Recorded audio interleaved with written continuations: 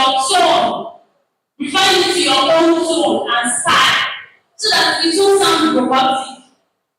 But just putting it there and then giving you anything will make it look generic and robotic. So ChatGPT AI tools have come to make everything easier for us. Next slide, please. So now, move to visuals. Visuals don't just make your post pretty, they make it sing. And being sing is the first step to being remembered. So another one is images, visuals. Imagine just writing without using images. It will make, according to what they said the brain processes visuals 600 times faster than text. So when you see images, there's this, if you see a text content and an image content, the first thing that will attract you is the image, the visuals. So the difference in this image content, you can decide to use carousels, you can use carousels for your posts.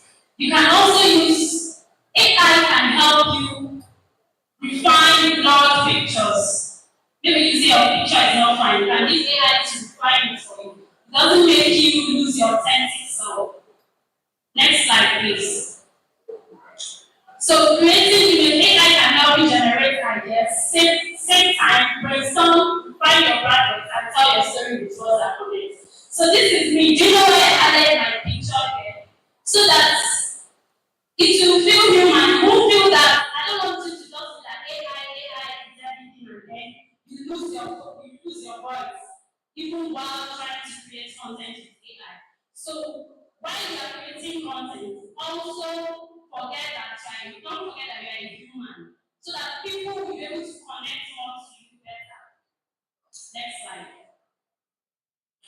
So AI tools for email generation, you can use ChatGPT, Gemini, okay, Google Gemini, Leonardo AI, Bing email creator. There are so many of them, Nano Banana, which is the common one. We have so many image generation tools. Next slide. So now move to creating videos. AI help us create videos that engage. This one is more for business owners. Because I won't advise a student starting up, you need to show your face so that people will see you and connect more with you. Except you want to use it to display your skills. So, but for business owners, you can use AI to create videos that clearly show your ideas, your skills, or projects. Even if you are camera shy, there's this page I'm currently managing, and the problem we are having, that's why you need to be very careful. Don't try you are using AI, I still say it. Don't use it to the point that you lose your voice. So the challenge I'm having with this page is that it's a new brand, so they don't have pictures yet. So everything we do is image generation, videos, and you don't want to get content creators to help them. So more or less like you're using videos, AI videos, and also AI image generators to give to post. So there's no human touch and it's really affecting the brand. Next slide. So tools for video generation. We have your three in-video AI, Synthesizer, Sora, Pika, Runway, machine learning, and so many others. So we have so many video generation tools you can try out apart from this. Next slide. Okay, so now it's your turn to show off. But before I round up, I just want to encourage us that whatever you are doing, even if you feel you don't have a skill, even if you are volunteering, put your volunteer out there. I also have another thing to say about that. There was a particular time last year at Africa Innovates. I was asked to come and cover up for someone that was to take digital marketing class to students, Unit and Luana, I don't know if they're there. So after taking that course, I decided to God bless that guy that snapped me. So when I was teaching them, the guy snapped me, and then I posted it on LinkedIn, image of me teaching digital marketing. I posted it on LinkedIn Facebook. And then, just like that, I got two gifts from just that post. Why? Because it shows that yes, it's something I can do. It's not just that you are talking. There's a difference between saying you do something and showing it. So out of that, just from that simple post I made, I got two gifts. Give me a temporary job. So I got two gifts from that post. So there's no excuse, don't have any excuse not to show up. You know, you can try to use any social media platform you like. It could be LinkedIn, X, Instagram, Facebook, anyone, but I always advise LinkedIn. Maybe it's because I use LinkedIn. So now it's your turn to show up. Next slide. So we are going to be doing an exercise. Call to action, start posting today. It is not difficult. There is nothing wrong with going online. You see me here, me, when it comes to being shy, I'm a very shy person. But I have to overcome it. And when you don't start, there's no way you overcome it if you don't start. So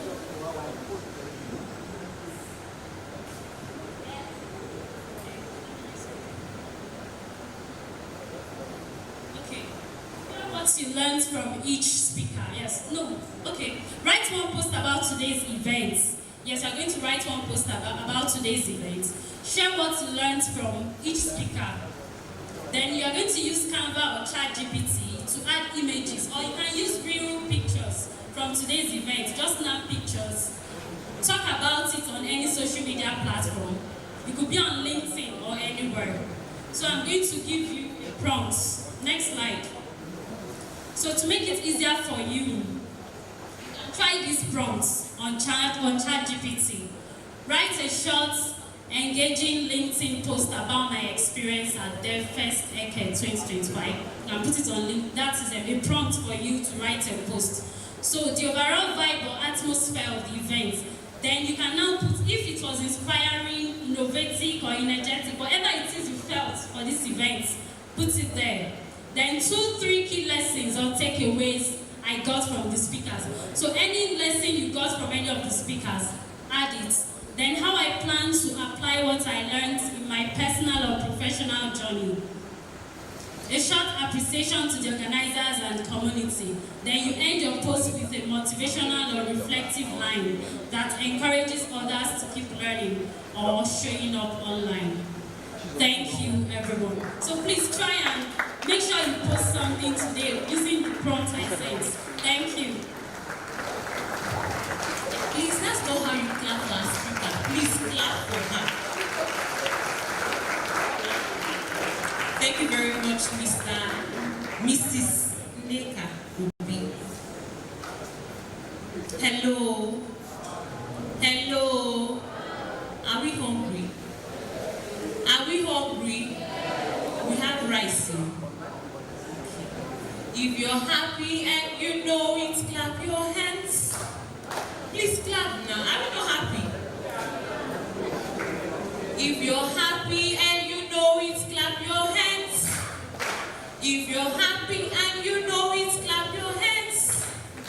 If you're happy and you know it and you really want to show it, if you're happy and you know it, shout Devfest. Shout Devfest now. No, you are not. Ginger my spirit. Shout Devfest. Devfest ginger. Ask the students today. Ask. Jesus. Ask.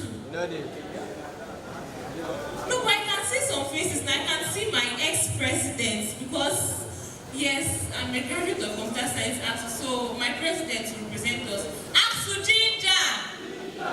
Hey, we they represent anywhere. Thank you very much. And please, let's not forget what our speaker said. Start posting today. You have a challenge to snap yourself. Better screenshots. You know, post it, please, no WhatsApp status. Post it on Twitter, post it on LinkedIn, post it on Instagram. You know, post so that you get your own gig. Okay, that's so technically do now. A round of applause for yourselves again, please. Thank you. So, we'll be calling on our next speaker, our keynote speaker. You see the emphasis I laid on the keynotes. demand people by carrying weights. Distinguished ladies and gentlemen, let's make welcome with a round of applause, Mr. Hanson Joseph. Please stand and give us your hand. So long as you please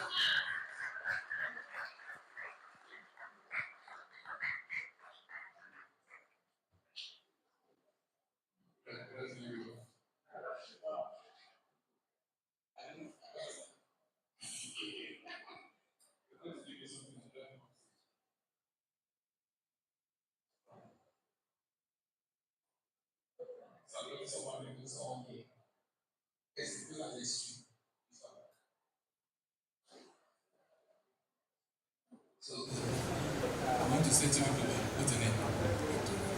It's This one is nameless.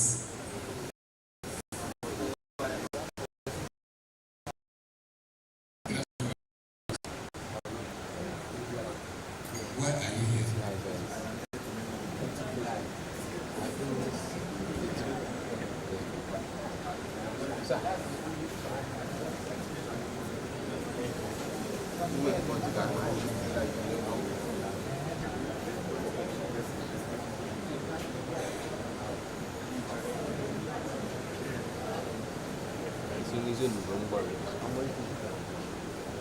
Why are you here? I'm here to let you know how I can use AI. Why can you say that? Thank you. Ladies first. Why are you here? Okay, so I'm here to gain knowledge and know how I can apply technology in real world. Thank you. I'm not asking. So, the topic is building self-secure and scalable solutions. Must it be built? Is it your building? Must it be built? So, and if at all you're going to build, you must make sure that whatever you are building is safe, is secure, and it's scalable. Safety is primarily for the people that are going to be using it. If this building was not safe, we would have not come in. I'm not sure any of us will come in. Same thing for the apps. The website, the products you're building. Like this is software products or non-software products. It must be safe. Scalability. I'm not sure everyone understands what's scale. What has sustained my business here today is just understanding what scale means. So, as you don't need to do it, you don't need to know, you don't need to practice it. Just mere understanding what scale is can save you a whole lot of trouble. One of them is into what we never scale. And you know, we never take anywhere. So I'm going to enable us understand what scale is. So that's Madam that said you want to learn more about AI. Do you know what scale is? Scale. You know scale. You know scale. You know scale. You know scale. Come on, tell me again. Any of the scale you know. You know scale. Scale is used to measure. You can climb a scale and it tells you you are 20 kg or 50 kg. That is scale. There's also that scale that you can carry your weight on it and it pulls down and it rates what the weight of that scale is. But scalability in building solutions has to do with reach, has to do with billion of users, has to do with more. Like, I know what is more than more, has to do with as many as possible. If you are selling Coke under yellow umbrella outside there, that business is not scalable. But if you are telling people where to buy Coke, that business is scalable. Because I can tell 1 billion people where to buy Coke and they subscribe and they love that information and they keep getting it. That's why people that post sneakers on WhatsApp status make more money than people that own sneaker shop. Because having a sneaker shop is not scalable. But telling people where you can pick a dog to a sneaker shop is more scalable than. But there is something else that is more scalable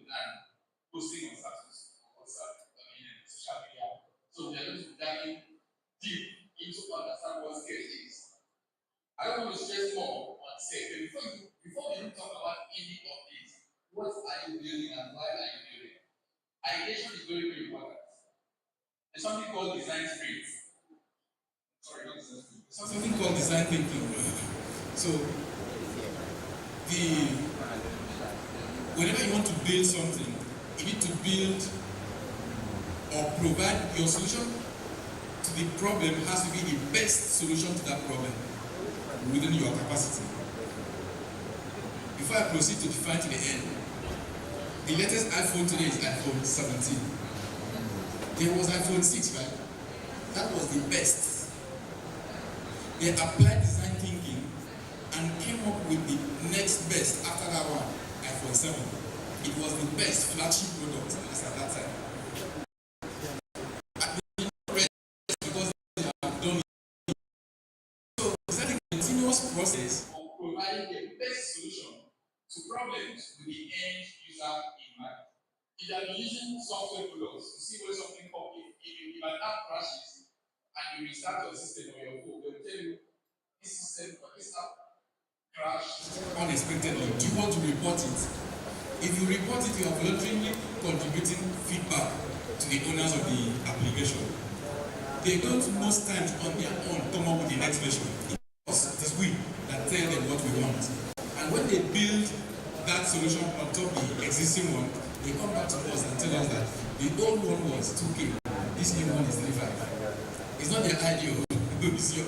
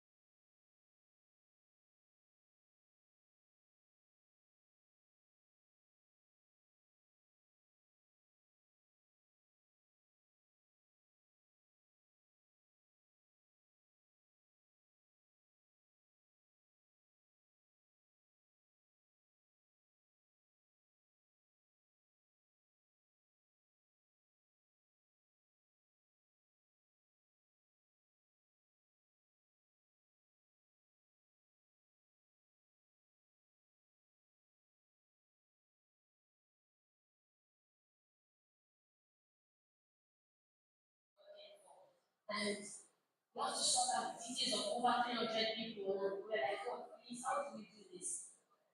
If I had known about GCRM 2 months ago, I wouldn't have been in glitch. So GCRM helps you to be able to connect all your customers, to track your okay, thank you. Can I have the next? To be able to track your pipeline as business owners, just get me fast about it. Alright. So I said the information is scattered everywhere. You have emails you have to attend to, you have customers you need to reach out to. But you don't have them in one place. There's no visibility in your pipeline. You cannot improve what you cannot see. So you see that gives you a dashboard. You have access to the dashboard that lets you to be able to see your pipeline clearly. This is the next slide. So you have to be fast as well. Now, what does GCRM? Maybe you can help me do that. Okay. What does GCRM does? It allows you to transfer sales processes into a streamlined revenue machine. You don't get to miss out on the follow-up. You have all your customers in one place. Yes, you have the details of all your customers in one place. You're reaching out to them. You are not missing out on anybody. Everything in one place. You have actionable insights. You have real-time analytics to be able to. Is my time up? Oh, interesting.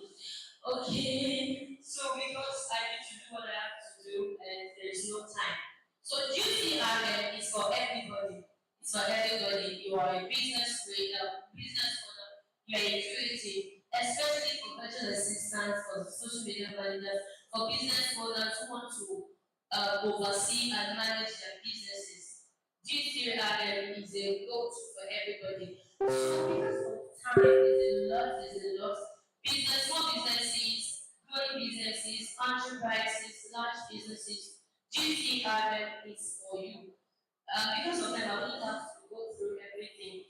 But I need, if I have the first 20 to 30 people who will join our wait list for you to have access to the GCRM, I have a free gift for you. So that the first 30 people to meet me at that stand, then when you have get your business start.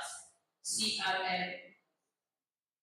Next. So please, I will need 20 people, the first 20 people to come get join us. You have a free gift from us. Thank you very much. Thank you very much, Mr.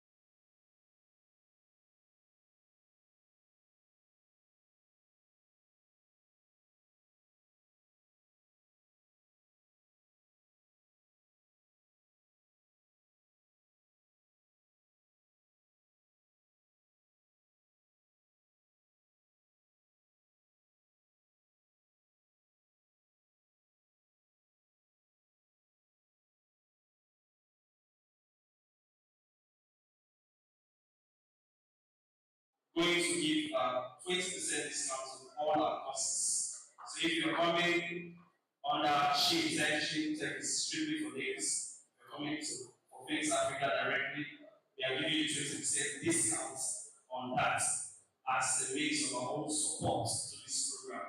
Alright? So you just meet I and my colleagues at the back seat, you see us wearing our t-shirt and we can do all of that for you. We also have the training. This one is totally free. We're in partnership with the federal government under the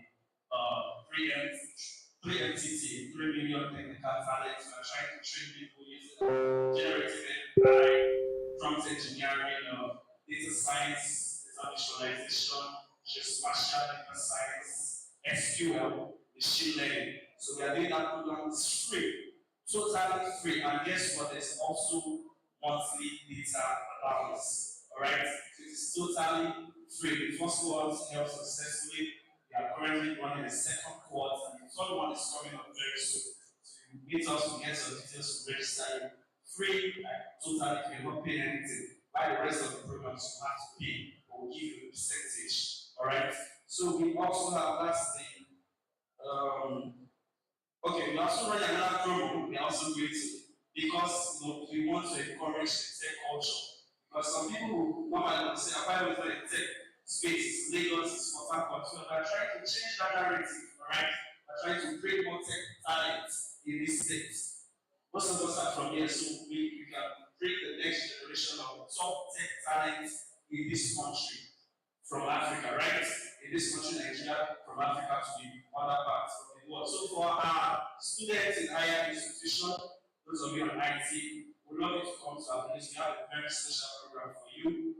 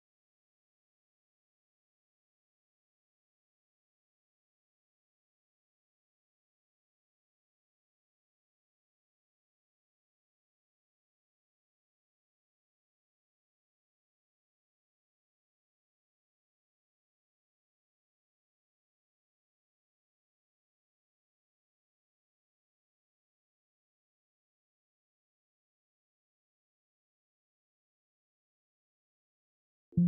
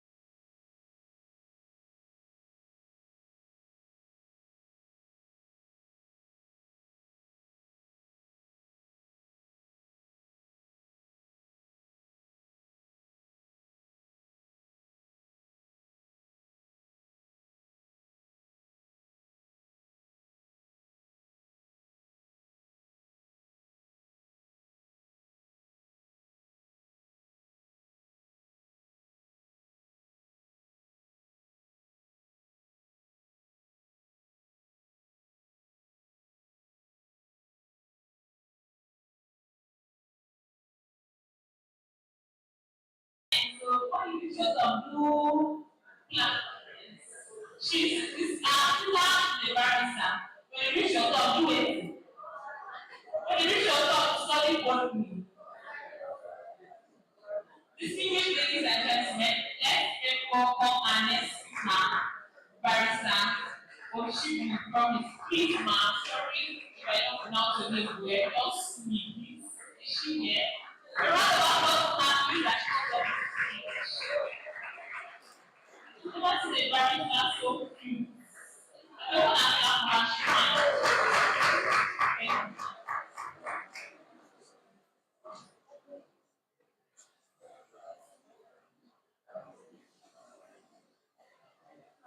Good afternoon, everyone. I am very delighted to be in your midst this afternoon, and I'm happy to see your beautiful faces. So, we'll be going right into business. Let us really go compliance for founders and executives. So, here is the question: what comes to your mind when you hear legal compliance? Okay, I know that for some people, when they hear about law generally, they think courts, they think government. There are those ones that when they hear anything related to law, they get afraid, they become afraid. And then in business, they think taxes, they think, oh, these people are coming to collect my money and I'm about to spend. But then when it comes to developers and techies, what does it really mean to be legally compliant? How many of us are ride bicycles here? Okay, I just want to share a quick story. The first time I attempted riding a bicycle, I fell down and got bruised by the knee. And then the women that were there laughed at me. They said the woman is not supposed to do that kind of thing. Now then, imagine professional cyclists. You will notice that when they are riding, they always have their shin guard, they have their helmet. They just put on things that will ensure that if they fall down, they don't get injured. Okay, so when it comes to legal compliance, what legal compliance will do for you is it will help you build, it will protect you, and it will keep you out of trouble. This slide says legal compliance simply means building responsibly, protecting your users, your work, and your career from legal risks. As you progress in the third space, one thing that is has already been put in place is that in every space you go to, there are laws that regulate that space, and the third space is not left out of it. And for the purpose of this talk here,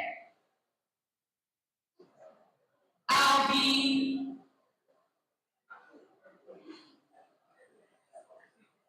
okay. We'll be looking at why legal compliance matter. Yes, legal compliance matter because it will help you protect your work, ensure that your code, your designs, and projects are recognized as your intellectual property. It will help you build professional credibility. It will help you scale globally. And there are three basic things you should keep in mind when it comes to building and scaling. You have to think about intellectual property. You have to protect your intellectual property. You have to think of data privacy, and you have to think of contracts and governance. Now, when we talk about intellectual property, which is the first pillar here. Okay, let me ask the students. You know what intellectual property is? Does anyone know what intellectual property is about? Okay, when you talk about intellectual property, anything that is created from your head. For instance, now let me use the simplest answer. You are writing an exams, and the questions you answered, you wrote them by yourself. That will be classified as intellectual property. Not the one you give and stole from someone else. Okay. And if you drew something for who can draw, that drawing now is your work. Good. So when it comes to techniques, you have created something, someone invited you, you created an app. At the end of the day, who owns this app you created? Who owns the code you have created? Is it you? Is it your employee? Or is it the person who makes use of it? And then you have to think of, okay, we'll talk about whether it's the open source library or not. But then the thing about intellectual property as it relates to them is once you have an intellectual property, the next thing you should do is to what? Is to protect it. Ideas are like the wind that blows. The same way you think about something, another person will have that idea. And if you don't take steps to secure it and personalize it, another person will take hold of it and use it. I spoke at one camp, I think last month, and at the end of the event, someone walked to me and he told me a very sad story. He said he had an idea, he reached out to someone, and they had spoken and decided on how to go about it. Before he would know it, the man had done that idea without him, and the person is already making money from it. So you see, the thing is, when you have an idea, say for instance, okay, the third option is that branch name, design or logo still yours.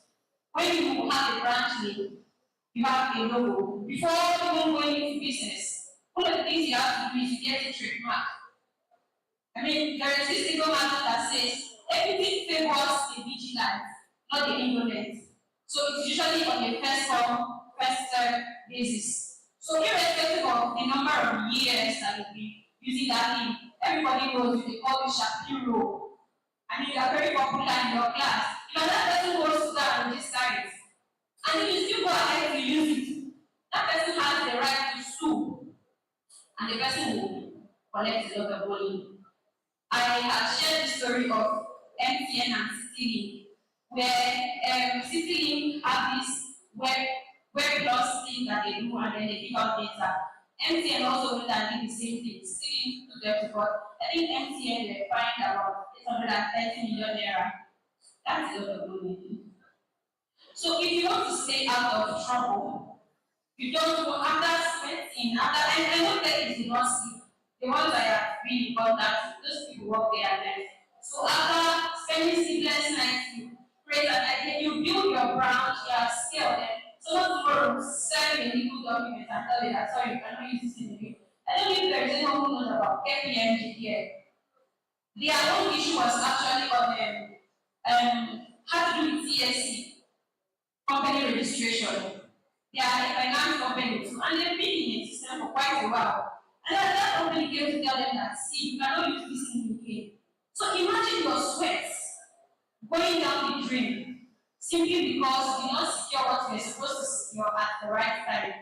Then there is also the thing about is the open source service safe to use? So I understand that you know about APIs, there are sources that you are allowed to use freely, and then there are those ones that when you use them, you have to like give them credits.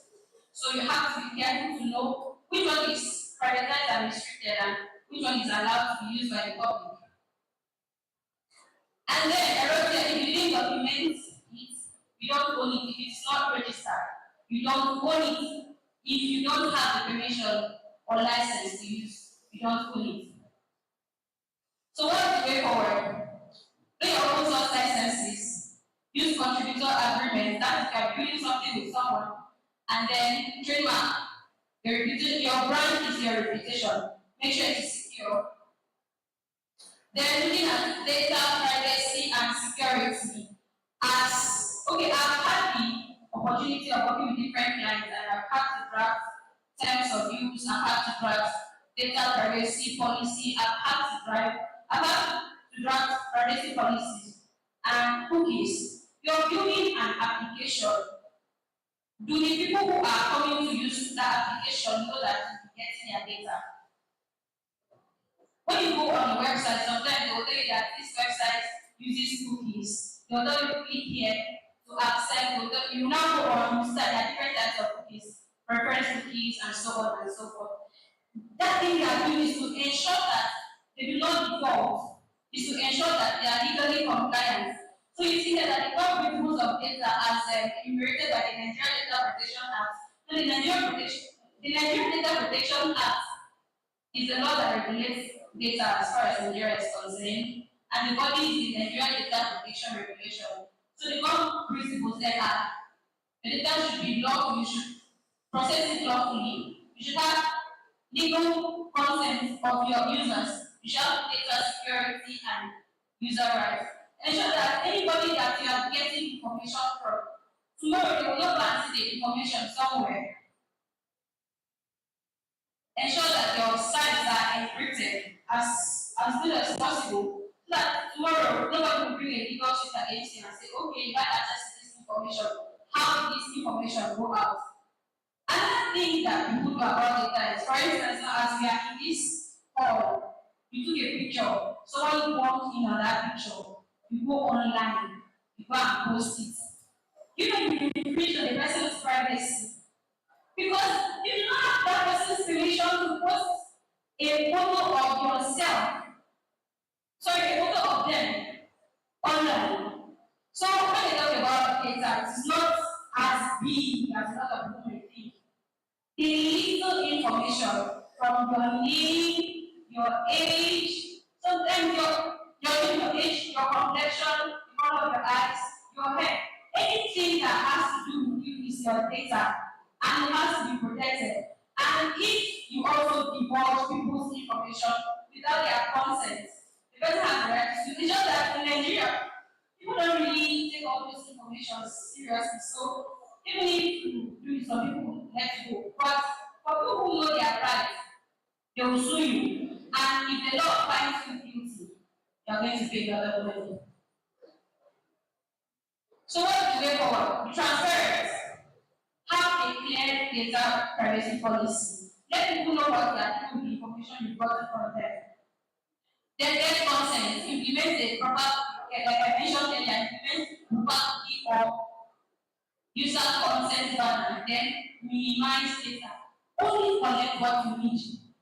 You don't need it, leave it alone. What you want to do only involves knowing, somebody's name, let it end at the person's name. Talk about asking what does your father do, what is your father's name, and all of that. Then our own contract agreement.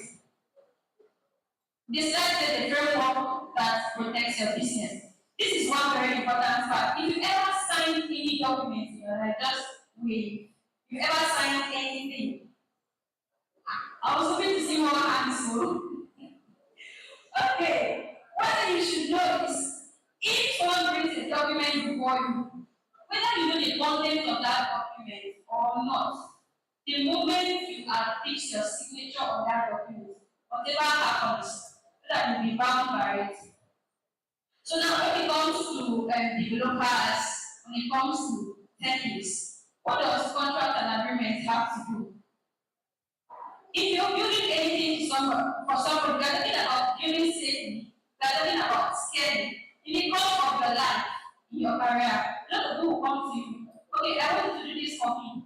I want you to do that for me. What are the terms and conditions of your transaction?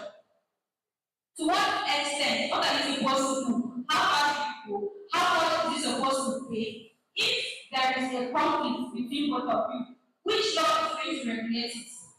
I shared this story. I'll share it again. I have a friend. We slept together in the it.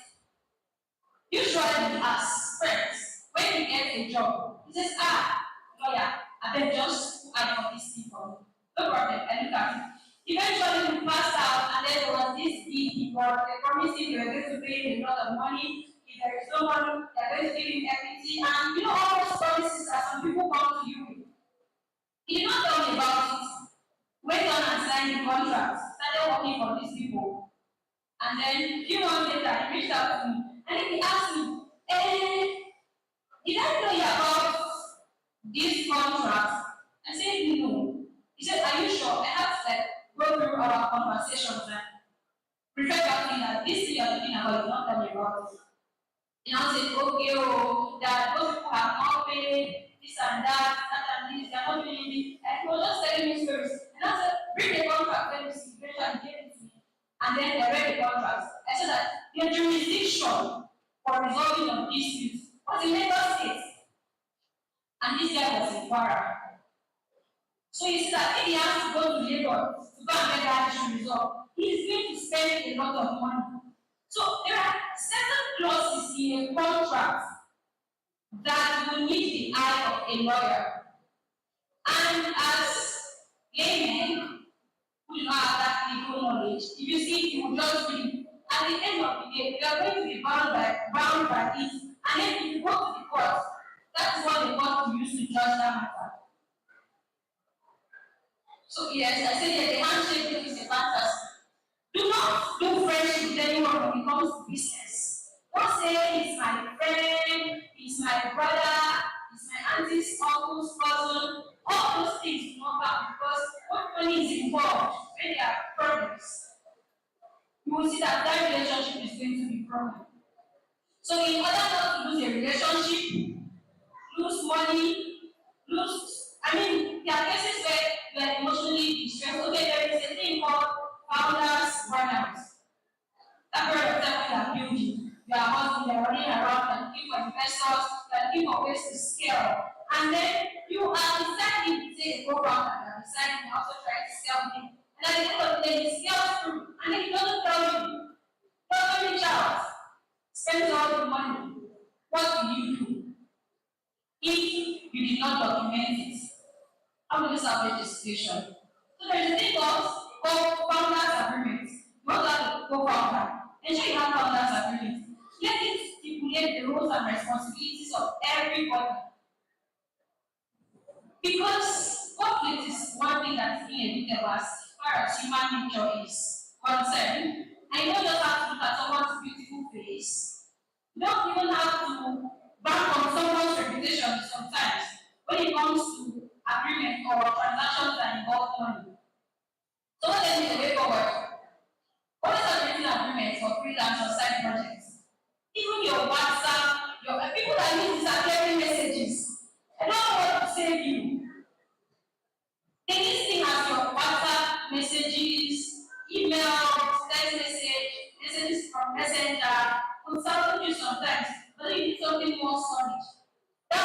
place of okay, there is nothing we can do. And then define ownership, scope, payments, and deadlines clearly. I have this client. He hired me on retainer. The agreement was that I'll work for him for 6 months. And then 6 months elapsed. I'll reach out to him and say, Oga, how far? We've signed the agreement, so you paid money. Let me do this, let me do that. I mean, according to the contract you signed, I already know the things I will do for you within that period of time. And then, if I am doing anything for you, I have to give you something that is solid. So that tomorrow, when there is trouble, I'll be able to defend it. I said, this is what I want in order to grasp this. This is what I want in order to grab that. He did not do it, he was low. At the end of the day, 6 months elapsed, and we don't really do anything. That was the end of the contract. I'm not a commission, but if it comes, that will be the end of the contract because the time frame within which we had agreed to work for had elapsed. So, and then what part of what for other clauses they transfer IP rights. Okay, so the thing about this IP rights and I mentioned in a lot of cases, the person who pays for the project owns it. But then there are exceptions. There are times when the developer brings what is called, he brings his tools and he creates this say project for you, and then at the end of the day, it is only what he got in the course of working with you that is yours. And then what he came with, he goes back with it. So how do you now ensure that when you are giving this or when this contract elapses, you can go back with the things you came with? All of these are part of the things that will be included in your contract. So I wrote include milestone-based payment and dispute resolution. Yes, how is the payment going to be? Does it have to pay 50% upfront? Is it going to be 15%? And then what happens if it does not pay? So all of these things are the things that you need to bear in mind as you progress, as you grow, because okay. However, all of these are things that you need to bear in mind in order to scale, in order to grow, so your heart won't be run down the drain. Okay, yes, maybe yes, confidentiality. When you go into any transaction with anybody, when you are telling the person the ideas, make sure that you have signed, the person has signed an NDA or an NDA agreement. So that like that guy I mentioned about earlier, if he had ensured that this person he was talking to, they had signed an NDA, that person will not have the right to go and implement his ideas without his consent. So never share or reuse confidential code elsewhere, delete credentials and files once your project ends. Final words, protect your work, build professional credibility, avoid legal troubles, and stay globally relevant. Thank you very much.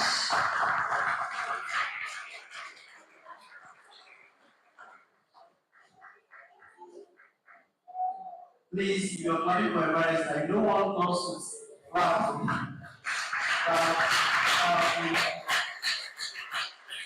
Yes. And we have to take an exception for Mr. Hansen. Yes. All right. Thank you very much. All right. So please, I will actually call you very scared to come and collect your mic. I don't know what my co-host called her. When you want to come and say your co-host did not say you should collect mic from my hands, I'm suing you. I don't have 1 million. I'll be here get money arrest at the case. All right. So I'd like to invite one of our sponsors again to come tell us what they do, who they are, and why they are. So ladies and gentlemen, please welcome Move as they move down to the stage. Please start from them at the table.